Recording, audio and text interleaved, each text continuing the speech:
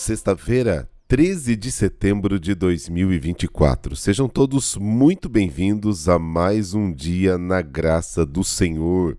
Hoje a igreja se veste de branco para celebrar São João Crisóstomo, bispo e doutor da igreja. Hoje nós estamos saindo aqui de Londrina com destino a Tambaú, São Paulo, terra do bem-aventurado Padre Donizete.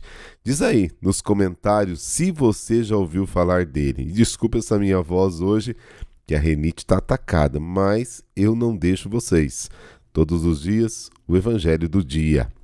O nosso super abraço de hoje vai para Caroline Reinato, de Mauá, São Paulo, e também 10 anos de vida matrimonial de Neto e Caroline, de Recreio dos Bandeirantes, Rio de Janeiro. Obrigado pelo carinho da mensagem e que Deus os abençoe sempre. Este podcast é um oferecimento. Hotel Eldorado Flat, a sua hospedagem na principal avenida de Contagem, Minas Gerais. Passando por aqui, fique com a gente. Tá procurando consulta com médicos especialistas e sem mensalidade? Conheça a Qualimed Saúde, médicos especialistas com preços acessíveis. Conheça o nosso atendimento online, qualimedsaude.com.br. Os contatos dos nossos apoiadores estão na descrição deste podcast. Na enciclopédia bíblica de hoje vamos falar de moda, como era nos tempos bíblicos.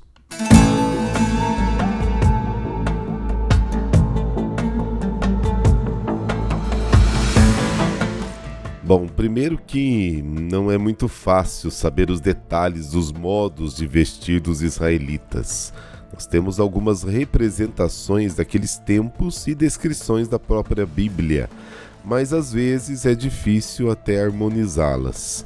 No tempo dos patriarcas, de Abraão até José, se usava uma vestimenta que descia até o tornozelo e em cima cobria um ombro e deixava descoberto o outro.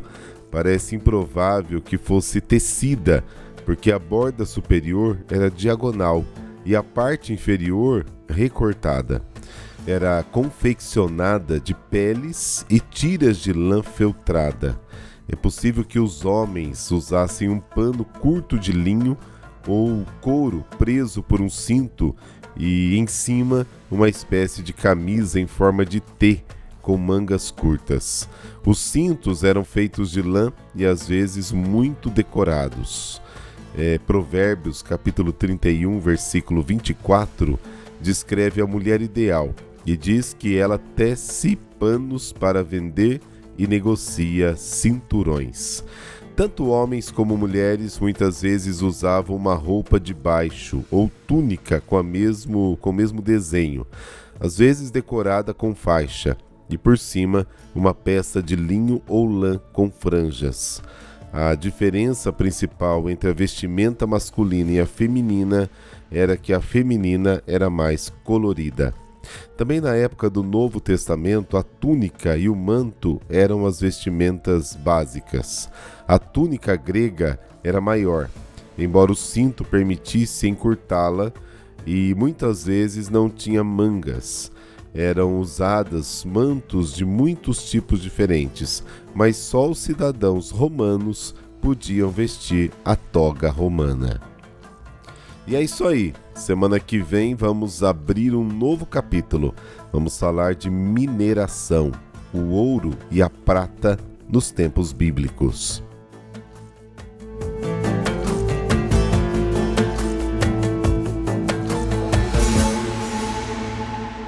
O Evangelho de hoje nos traz alguns trechos do discurso que Jesus pronuncia na planície, depois de passar a noite em oração, e depois de chamar os 12 para serem os seus apóstolos. E a maior parte das frases reunidas neste discurso eram pronunciadas em várias ocasiões, mas Lucas, imitando Mateus, as reúne aqui, neste sermão da planície.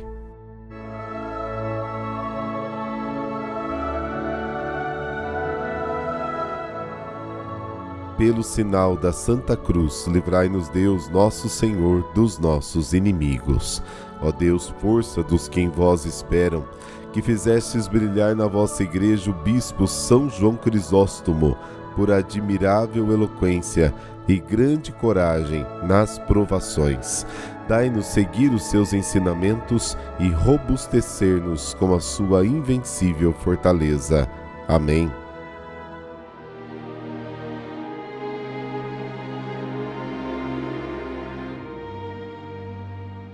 Lucas, capítulo 6, versículos de 39 a 42. O Senhor esteja convosco. Ele está no meio de nós. Proclamação do Evangelho de Jesus Cristo segundo Lucas. Glória a vós, Senhor. Naquele tempo, Jesus contou uma parábola aos discípulos. Pode um cego guiar outro cego? Não cairão os dois num buraco? Um discípulo não é maior do que o mestre. Todo discípulo bem formado será como o mestre. Por que vês tu o cisco no olho do teu irmão e não percebes a trave que há no teu próprio olho? Como podes dizer a teu irmão: irmão, deixa-me tirar o cisco do teu olho, quando tu não vês a trave do teu próprio olho? Hipócrita, tira a primeira trave do teu olho, e então poderás enxergar bem para tirar o cisco do olho do teu irmão. Palavra da salvação. Glória a vós, Senhor.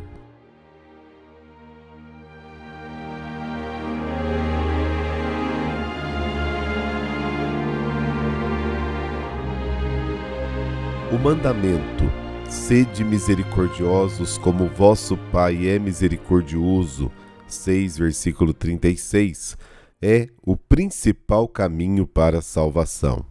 Quem ensina o contrário é guia cego, é falso mestre. Quem critica o mal dos outros e não vê o seu próprio é hipócrita.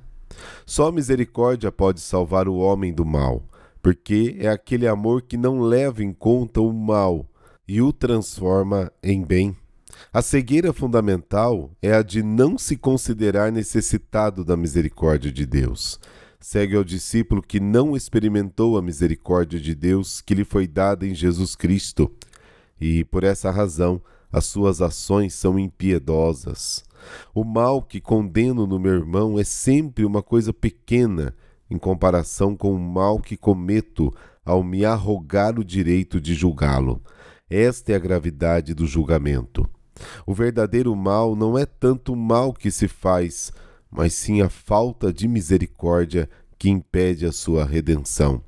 O julgamento sem piedade de uma falta grave é sempre mais grave que a própria falta. Aqueles que criticam os outros em vez de si mesmos são aqueles que mais precisam de misericórdia. E esta misericórdia tira a cegueira e faz com que se veja bem para tirar o cisco do olho do irmão.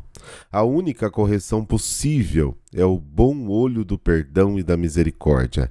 A trave que o discípulo deve tirar do olho é a presunção de estar sempre certo. Somente aqueles que se sentem perdoados e amados podem perdoar e amar. E sempre sem nos escandalizarmos com o pecado dos outros, porque é sempre um risco comparado à trave que está sim no nosso próprio olho.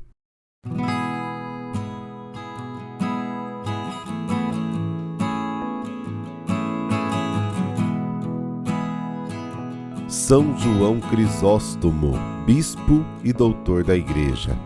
Ele nasceu por volta do ano 349 em Antioquia, na Síria, Ásia Menor, procedente de uma família muito rica, assim considerada pela sociedade e pelo Estado. Seu pai era comandante de tropas imperiais no Oriente, um cargo que cedo causou sua morte. Sua mãe, Antusa, piedosa e caridosa, agora santa, providenciou para o filho ser educado pelos maiores mestres do seu tempo, tanto científicos quanto religiosos, não prejudicando a sua formação. Desde criança, João Crisóstomo foi um campeão da palavra. O famoso reitor Libônio, seu professor, que via no jovem o seu sucessor natural. No entanto, ficou desapontado quando ele, estudante promissor, preferiu o fascínio da fé ao da retórica. Se os cristãos não me o tivessem roubado, exclamava ele.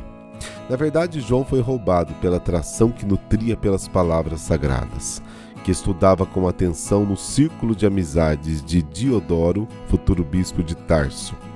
Precisamente São Paulo foi um dos seus favoritos, na qual dedicou inúmeros pensamentos e escritos. O bispo Fabiano o ordenou sacerdote, mas desde o período de diaconato, João demonstrava claramente que a sua capacidade de falar das Escrituras ao povo era fora do comum. Antes dessa fase da vida, o jovem também fez a experiência eremítica, 6 anos no deserto, dos quais os 2 últimos em uma caverna. Essa experiência consolidou nele um caráter de sobriedade que reforçou ainda mais as suas palavras, que abalavam por sua franqueza. São João Crisóstomo pregava o amor concreto aos irmãos mais pobres, chamava a atenção dos monges para as obras de caridade e a se desapegarem do dinheiro.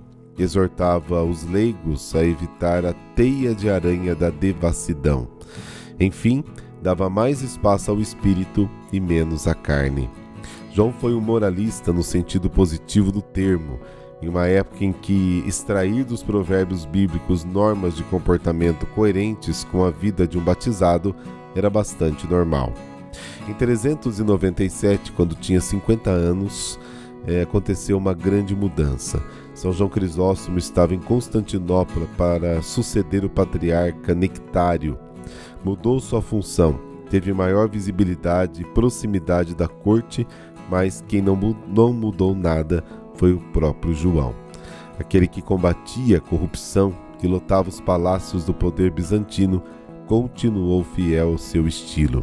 As pessoas o amavam por isso, diziam aí os seus contemporâneos. Quem começou a detestá-lo cada vez mais abertamente era a nobreza e o clero, apegados aos privilégios, mas também por culpa daquele homem que, ao invés de se alinhar com os companheiros do grupo do qual fazia parte, lançava flechadas com a sua língua impetuosa. A indolência e os vícios, sobretudo dos que usavam batina, eram seus alvos favoritos. As palavras seguiram os fatos. Muitos padres foram removidos por indignidade, inclusive o bispo de Éfeso. Para muitos era exagerado demais, contra um homem que, no fundo, era mais ingênuo que astuto, como essa série de intrigas. O partido contra João foi liderado pelo patriarca de Alexandria Teófilo e pela imperatriz Eudóxia. Em suas ausências, convocaram um sínodo que obrigou João ao exílio. Era o ano de 403, mas a sua remoção não durou muito.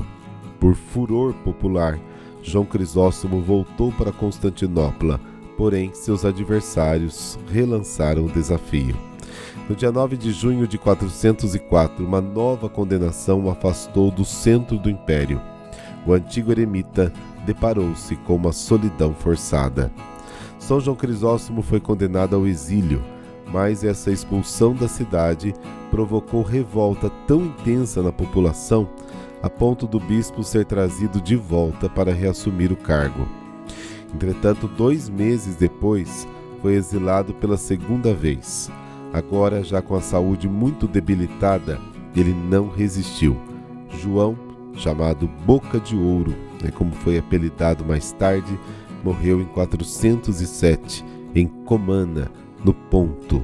Rezemos. Ó Santo, protetor da fé, ajudai-nos a não cair nas ciladas do demônio, nem nas diversas ideologias mundanas da atualidade. Fazei que a nossa fé cresça cada dia mais, e com ela possamos encontrar Jesus verdadeiramente. Pedimos também pelos pregadores da atualidade, a fim de que anuncie o Evangelho com ousadia. Amém. Por intercessão de São João Crisóstomo, dessa bênção de Deus Todo-Poderoso, Pai e Filho e Espírito Santo. Amém. Bom final de semana para você e amanhã a gente tem aquele encontro marcado. Até lá!